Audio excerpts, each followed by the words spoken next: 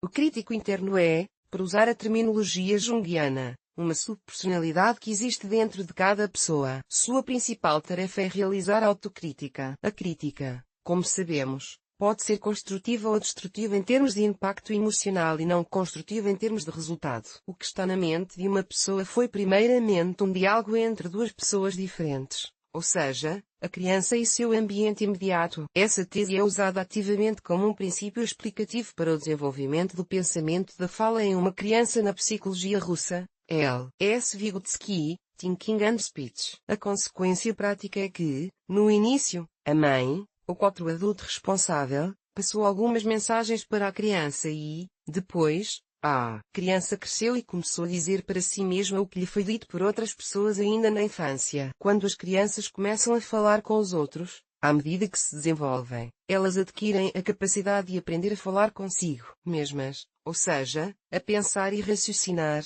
a buscar argumentos e contra-argumentos. O pensamento é ilógico por natureza. Se um adulto tem relações conflitantes com seus pais idosos, então, como dizem os terapeutas psicanalíticos, não é o fato de a mãe estar do lado de fora que é assustador, é o fato de ela também estar do lado de dentro. Portanto, se na infância a criança recebeu principalmente críticas construtivas em casa, no jardim de infância, na escola, então seu crítico interno se tornará para ela uma instância psíquica de apoio, que indicará quando vale a pena olhar para a situação de forma crítica, ou seja, encontrar e corrigir seus erros. Se a crítica destrutiva e não construtiva prevalecer, o crítico interno se tornará um verdadeiro tirano que destruirá qualquer novo esforço e, assim, tornará um resultado positivo fundamentalmente inatingível. Que tipo de crítica é destrutiva e sem apoio? 1. A situação de fracasso, erro, é dotada de significados adicionais. Sou desatento,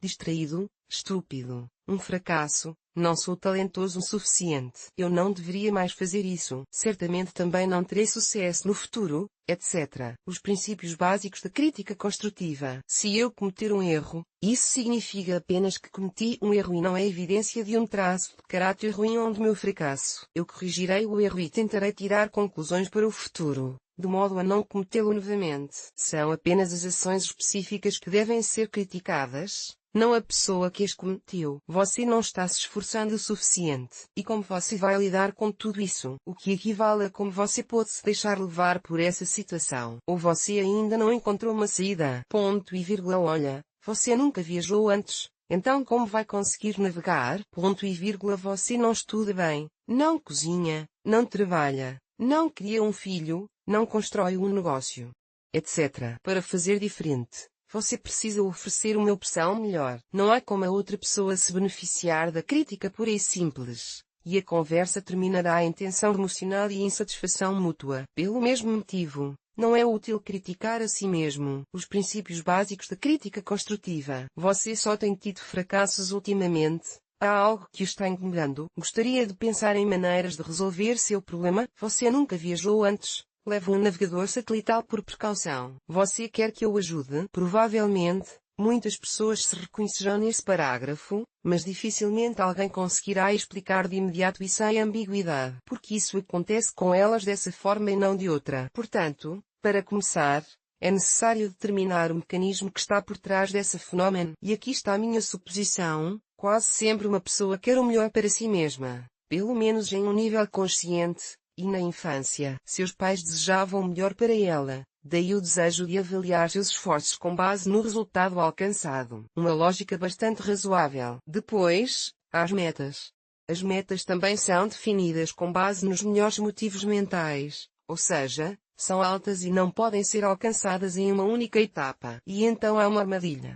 Como as metas são altas, declaradas com amor, não importa quanto esforço a pessoa faça, ela não alcançará essa meta. Isso dará início a um processo interminável de autocrítica humilhante. Os princípios básicos da crítica construtiva. Quanto mais difícil for a meta, mais intensa será a batalha contra o crítico interno. Porque é necessário que a pessoa se esforce continuamente, apesar do fato de o resultado final não ter sido alcançado e de não se saber quando será alcançado. Isso será mesmo alcançado. A única vitória nessa batalha contra o crítico interno é começar a tratar a si mesmo com amor ou, pelo menos, com aceitação, independentemente do resultado objetivo alcançado no momento, e encontrar o significado de suas ações ativas, não dependendo da realização ou não da meta final. A capacidade de definir metas intermediárias, de perceber pequenos passos, de criar estratégias de trabalho para atingir metas, de realizar o que foi planejado e, consequentemente, a avaliação diferenciada, não total,